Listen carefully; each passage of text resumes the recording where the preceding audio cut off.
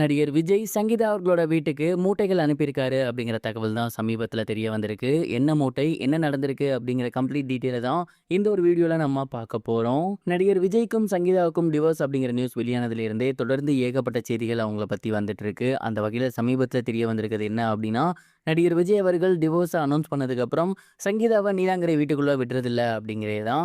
And இதனால் அவங்க இடைக்கால மனு வேற சமீபத்தில் ஷேர் பண்ணியிருந்தாங்க. இந்த ஒரு நிலையில் தளபதி விஜய் அவர்கள் சங்கீதாவோட வீட்டுக்கு மூட்டைகளை அனுப்பியிருக்காரு. அண்ட் அந்த ஒரு மூட்டைகள் வேற எதுவும் கிடையாது, சங்கீதாவோட பொருட்கள் தான்.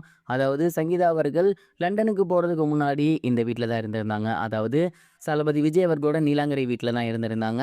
அந்த ஒரு வீட்டில் அவங்களோட பொருட்கள் எல்லாமே அப்படியே இருந்திருக்கு. அண்ட் அதுக்கப்புறம் 2021 அப்புறம் தான் இவங்களுக்குள்ள சண்டை வந்து அவங்க ஃபாரின் கிளம்பி போயிருந்தாங்க. ஆனாலும் இவங்களோட பொருட்கள் அப்படிங்கிறது விஜய் சாரோட வீட்டிலே தான் இருந்திருக்கு. ஆனால் இப்போ இந்த ஒரு டிவோர்ஸ் அனௌன்ஸ் பண்ணதுக்கப்புறம் விஜய் சார் சங்கீதா மாமா வீட்டுக்குள்ளே விடுறது இல்லையா? ஸோ அதனால் அவங்களோட பொருட்கள் எல்லாத்தையுமே என்ன பண்ண சொல்லியிருக்காரு அப்படின்னா, ஒரு மூட்டைகளாக கட்டி அவங்களோட பொருட்கள் எல்லாத்தையுமே அவங்க இருக்கக்கூடிய இடத்துல போய் சேர்த்துருங்க அப்படிங்கிற மாதிரி அவங்களோட வீட்டில் இருக்கக்கூடிய வேலையாட்கள்கிட்ட சொல்லியிருக்காங்க. அண்ட் அதன்படி நீலாங்கரை வீட்டில் அவங்களோட பொருட்கள் எல்லாத்தையுமே அங்கே இருக்கக்கூடிய வேலையாட்கள் எடுத்து ஒரு பத்திரப்படுத்தி ஒரு சில இதை பெட்டிகள்லையும் ஒரு சில இதை மூட்டையாகவும் கட்டி சங்கீதா மேம் இப்போ எங்கே தங்கியிருக்காங்களோ அங்கே போயிட்டு டெலிவரி பண்ணியிருக்காங்களாமா.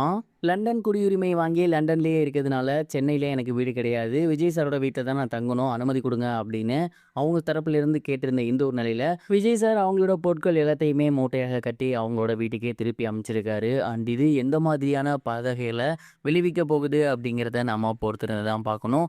அண்ட் டெய்லியுமே ஏதாவது ஒரு நியூஸ் இவங்களை பற்றி வெளிவந்துட்டே தான் இருக்குது. ஏப்ரல் 20 முதல் ஹைரிங் வரப்போகுது.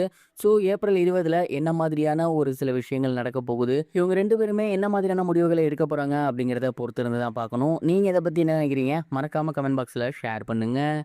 இது ஒரு புறம் இருக்க, ஜெயிலர் 2ல் ஷாருக் கான் இணைஞ்சிருக்காரு அப்படிங்கிற தகவல் வெளியாகி சோசியல் மீடியா ஃபுல்லாகவே பயங்கர வைரலாக போய்கிட்டு இருக்கு. தமிழ் ரசிகர்கள் மத்தியில் மிகப்பெரிய வரவேற்பு பெற்ற ரஜினி படங்களில் ஜெயிலர் படமும் ஒன்றாக மாறி இருக்கு. படத்தோட முதல் பாகம் மிகப்பெரிய ஒரு வெற்றி பெற்றதை தொடர்ந்து இரண்டாவது பாகம் இப்போ ரொம்பவே விறுவிறுப்பாக உருவாகி வந்துட்டு இருக்கு.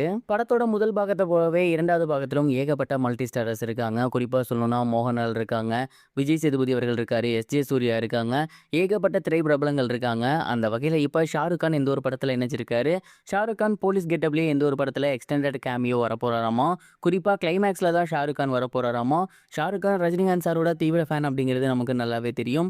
அப்படி இருக்கையில் கண்டிப்பாக ரஜினிகாந்த் சார் கேட்டாங்க அப்படின்னா அவர் நோ சொல்ல மாட்டார். ஸோ இந்த படத்தில் அவர் இணைஞ்சிருக்காரு. ஷாருக் கான் அதே போல் தலைவர், இவங்க 2 பேரும் ஒரே ஸ்க்ரீனில், அதுவும் போலீஸ் ட்ரெஸ்ஸில் எப்படி இருக்க போகுது அப்படிங்கிறத நினச்சி பார்க்கவே பயங்கரமாக இருக்குது. ஜெயிலர் 2 மே மாதம் ரிலீஸ்னு சொல்லியிருக்காங்க. எப்படி இருக்க போகுதுன்னு பொறுத்திருந்து பார்க்கலாம். இது வரைக்கும் கனெக்டிங் டிவிக்கு சப்ஸ்கிரைப் பண்ணனா மறக்காமல் சப்ஸ்கிரைப் பண்ணிக்கங்க. உடனடி அப்டேட்ஸ் பெறுவதற்கு நோட்டிஃபிகேஷன் பெல்லையும் கிளிக் பண்ணிக்கங்க.